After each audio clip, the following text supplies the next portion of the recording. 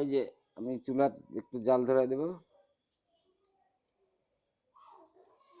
এই যে এবার আমার কড়াই গরম হয়ে গেছে, তেল দিয়ে দেব। গরম হয়ে গেছে, এবার মাছটা আমি দিয়ে দেব।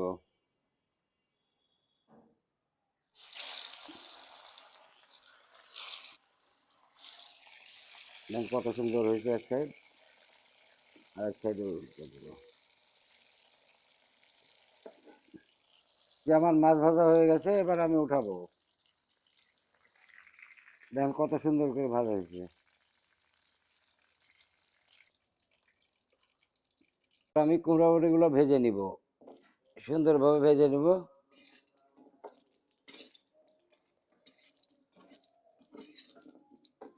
কুমড়া বড়িগুলো আমার ভাজা হয়ে গেছে, এবার আমি উঠাই নেব।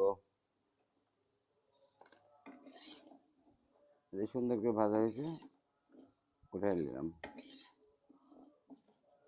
এবার আমি তেল দিয়ে দেব, কাঁচামরিচ, পেঁয়াজ দিয়ে একটু ভেজে নেব। যখন বাদামি কালার হবে তখন ওগুলো দিব। আর আমি একটু গোটা জিরে দিয়ে দেব।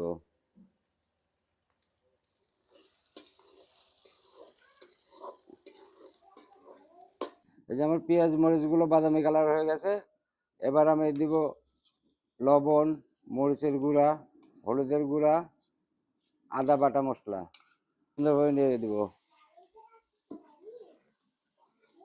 একটু সামান্য পরিমাণ পানি দিব মশলাটা কষানোর জন্য।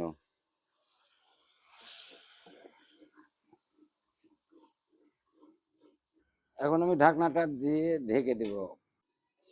এই যে মশলা কষানো হয়ে গেছে, এবার আলু বেগুনটা দিব, দিয়ে সুন্দরভাবে কষিয়ে নেব। আলু বেগুন দিয়ে দিব, দিয়ে দিলাম, সুন্দরভাবে মাখায় নেব।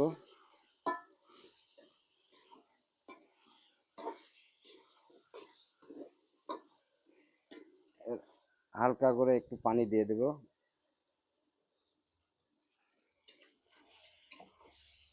ঢাকনা দিয়ে ঢেকে দেব। এই যে আমার আলু বেগুন কষানো হয়ে গেছে, এবার আমি ঝোলের পানি দেবো একটু।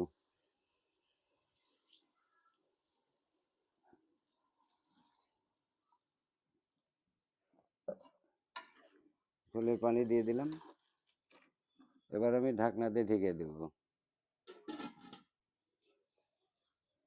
দিব, এরপরে মাছ কুমড়ো বড়িগুলো দিয়ে দেব।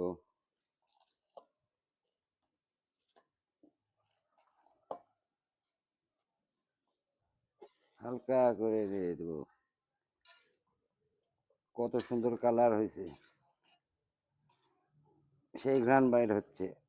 এবার আমি ঢাকনা দিয়ে ঢেকে দিব, আর 10 মিনিট রান্না করলে আবার রান্না শেষ হবে। এই যে আমার প্রায় হয়ে গেছে, এবার আমি একটু ধনে পাতা দিব। ধনে পাতা দিলে জন্মের স্বাদ হয়। হালকা করে নিয়ে দিব।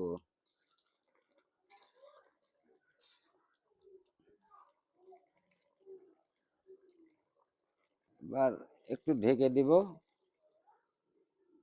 হালকা কিছুক্ষণ পরে আবার। এই যে আমার রান্না হয়ে গেছে, এবার আমি নামাবো। দারুণ গন্ধ বের হয়েছে, আলহামদুলিল্লাহ, খাইতে সেই স্বাদ লাগবে।